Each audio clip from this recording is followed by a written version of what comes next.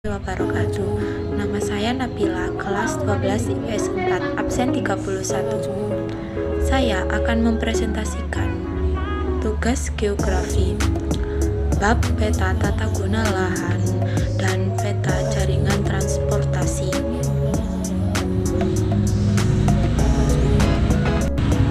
Pertama-tama saya akan menjelaskan peta tata guna lahan pada gambar tersebut. Pada gambar tersebut terdapat peta desa Singojandi, kecamatan, kota, Kabupaten Kudus.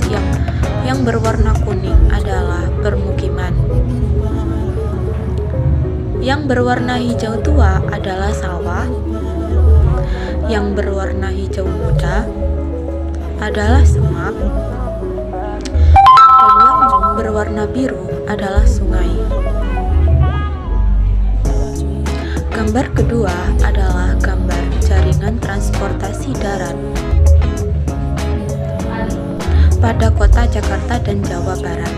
Pada gambar tersebut yang berwarna hitam menggambarkan rel kereta api. Yang berwarna kuning kecoklatan menggambarkan jalan tol. Yang berwarna oranye menggambarkan jalan arteri. Yang berwarna merah menggambarkan jalan kolektor. Yang berwarna biru muda garis menggambarkan garis pantai. Yang berwarna biru tua menggambarkan sungai. Yang berwarna biru menggambarkan waduk. Dan yang berwarna hijau menggambarkan batas WS Citarum.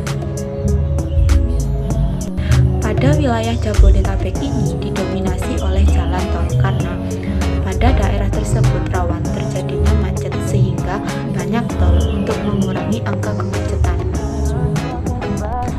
Pada peta tersebut dapat dilihat bahwa dari jalan tol Barangsano yang garisnya berwarna oranye kuning mengarah ke Jakarta Timur. Dari jalan tol Jakarta Timur yang garisnya berwarna oranye kuning mengarah ke Purwakarta. Dari jalan tol Purwakarta yang garisnya berwarna oranye kuning mengarah ke Bandung Barat. Dari jalan tol Cimahi yang garisnya berwarna oranye kuning mengarah ke Leubaya. Nah, selanjutnya saya akan menjelaskan peta jaringan transportasi laut. Garis-garis tersebut menggambarkan jalur pelayaran di wilayah Indonesia yang sudah ditemukan. Pada peta tersebut dapat dilihat bahwa pelabuhan Tanjung Perak yang garisnya berwarna kuning mengarah ke Larantuka.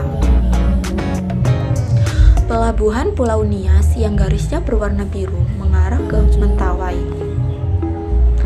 Pelabuhan Tanjung Priok yang garisnya berwarna merah mengarah ke Tanjung Batu. Pelabuhan Tanjung Perak yang berwarna hijau mengarah ke Kalabari. Pelabuhan Tanjung Perak yang berwarna abu-abu mengarah ke Tidore. Nah, selanjutnya saya akan menjelaskan peta jaringan transportasi udara. Garis-garis tersebut menggambarkan rute penerbangan di Indonesia yang sudah ditentukan.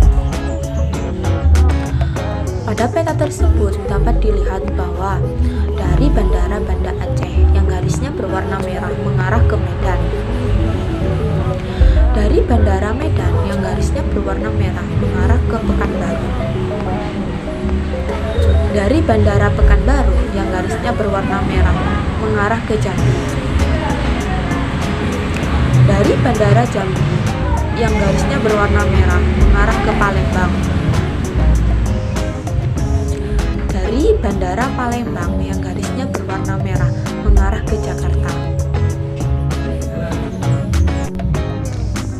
Nah, selanjutnya saya akan menjelaskan manfaat peta tata guna lahan dan manfaat peta jaringan transportasi bagi lembaga dan perorangan.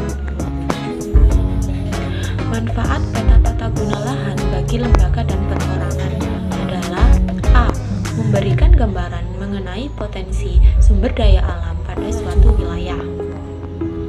B. Penyaji data dan informasi mengenai penggunaan lahan di lapangan sebagai gambaran untuk mengembangkan wilayah yang sudah ada ataupun untuk membuka lahan yang baru.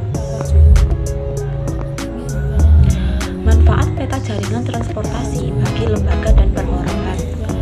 A. Sebagai petunjuk rute perjalanan antar daerah yang berbeda wilayah dan dampaknya.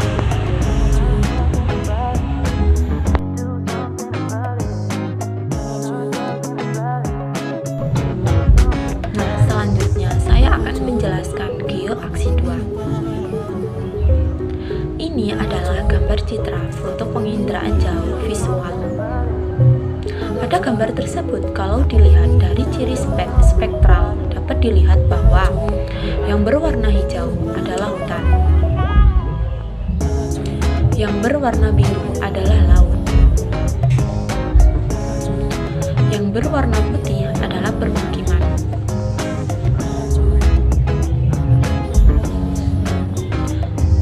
Dan pada gambar tersebut, kalau dilihat dari ciri spasial, dapat dilihat bahwa yang berbentuk lingkaran adalah stadion, yang berbentuk kotak adalah persawahan, yang bertekstur kasar adalah permukiman, yang bertekstur halus adalah lautan, yang bertekstur agak halus adalah hutan, yang bertekstur agak kasar adalah permukiman industri, yang berukuran sangat luas adalah permukiman,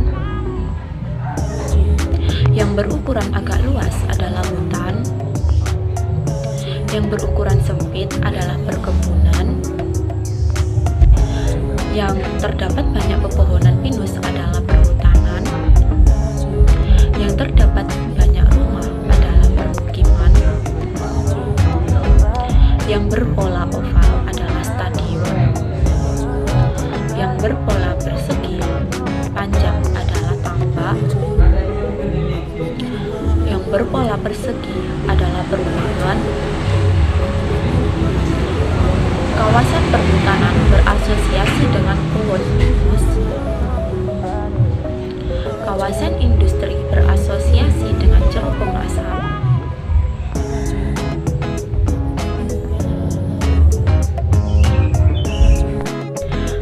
Dari gambar tersebut, kalau dilihat dari ciri temporal, dapat dilihat bahwa pesawahan yang baru ditanami bibit padi kenampakannya gelap ketika musim kemarau karena radiasi matahari banyak terserap oleh air, sehingga pantulannya kecil. Air pada citra foto kenampakannya gelap ketika jenis musim kemarau, tapi cerah ketika musim hujan. Selanjutnya, gambar kedua adalah citra penginderaan jauh non-foto atau satelit. Dari gambar tersebut, kalau dilihat dari ciri spektral, dapat dilihat bahwa yang berwarna hijau adalah perhutanan, yang berwarna ungu adalah permukiman, yang berwarna biru adalah laut. Dari gambar tersebut, kalau dilihat dari ciri spasial, dapat dilihat bahwa yang berbentuk seperti akar pohon adalah hutan, yang berbentuk memanjang adalah laut, yang berbentuk serabutan adalah permukiman, yang bertekstur kasar adalah hutan, yang bertekstur sangat kasar adalah permukiman, yang bertekstur halus adalah lautan, yang berukuran sangat luas adalah perhutanan, yang berukuran agak luas adalah permukiman, yang berukuran sempit adalah kawasan industri, yang berpola memanjang adalah lautan, yang berpola bundar adalah danau,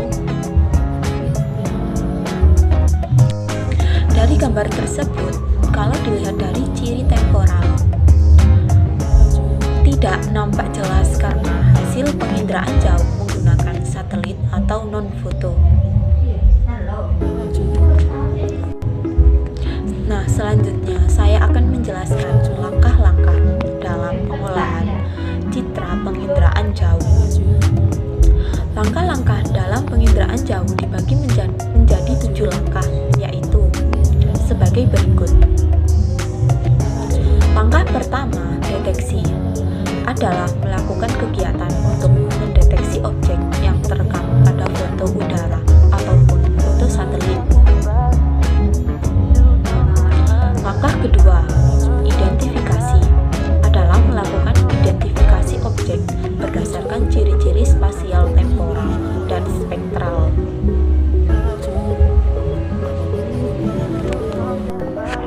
Langkah ketiga, pengenalan adalah melakukan klasifikasi objek yang tampak pada citra berdasarkan pada citra dengan pengetahuan tertentu.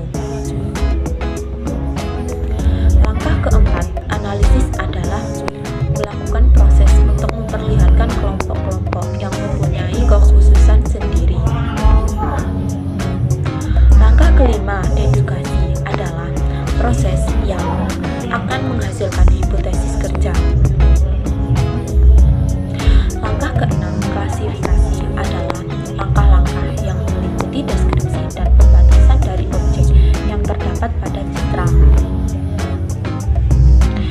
Selanjutnya, langkah ketujuh, idealisasi adalah proses penyajian hasil interpretasi citra ke dalam bentuk peta yang siap akan dipakai.